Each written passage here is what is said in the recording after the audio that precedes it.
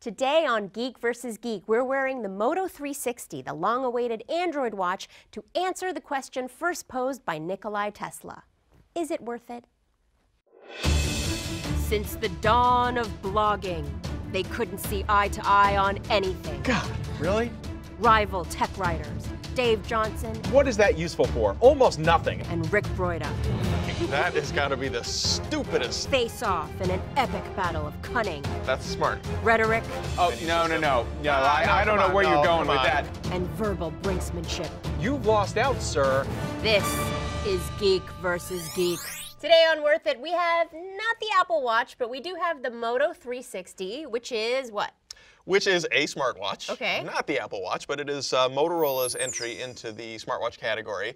And it's a very nice piece of hardware. You know, the 360 is noteworthy for a couple of reasons, not the least of which it is round. This really looks like a watch, and it's a little thick, certainly, but I think it's a very nice accessory for your wrist. So in terms of functionality, it is basically a notification-style smartwatch, right? So you will get notifications of text messages and calls and calendar alarms, but also Google Now stuff, like if there's a traffic delay between here and home, if there's a change to your flight status, it will notify you of that. That'll be helpful. All very good stuff. If you just bring the watch up to your wrist and you say, "Okay, Google," it will connect with your phone, and you can do all sorts of googly things without having to take your phone. Googly things, I love that Googly expression. things, yes. So let me kind of tear down your little ivory tower that you just built. First of all, this is one of the complaints that I have with all smartwatches, that for the most part, they all live in a specific ecosystem. If you want this watch, and it's very pretty, and I could be convinced that I would want to own this, I have to switch to Android. Yeah. Likewise, if you happen to like the Apple Watch, you have to have an iPhone to use that. The only real exception is the Pebble, which is, you know, device agnostic. It works just as well with the iPhone as it does with Android. Also, it's not cheap. Well, you know what? It's not, but it's $249. It starts at $249, whereas the Apple Watch we know is going to start at $349 and go up sharply from there.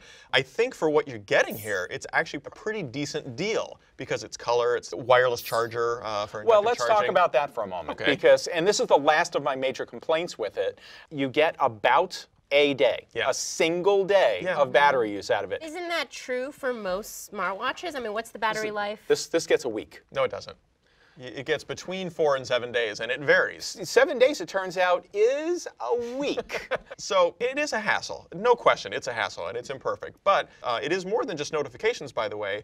It's a step tracker, it's a sleep tracker, it's a heart rate monitor. I so just it does I've have... seen the heart rate monitor in operation, and it doesn't seem to work that reliably. I will say it is very attractive, and the screen is very crisp. So what's the bottom line? What do you guys think? Worth it or not? You know, I wish I could endorse it, but I'm going to have to say not worth it. And Rick? You know what? I'm going to have to go right in the middle. For Android users, it is worth it. For everybody else, obviously, not so much. There you have it. Dave says not worth it. Rick says yes if you are an Android user. What do you guys think of the Moto 360? Let us know on Facebook, Twitter, or email, and we will see you next time on Geek vs. Geek.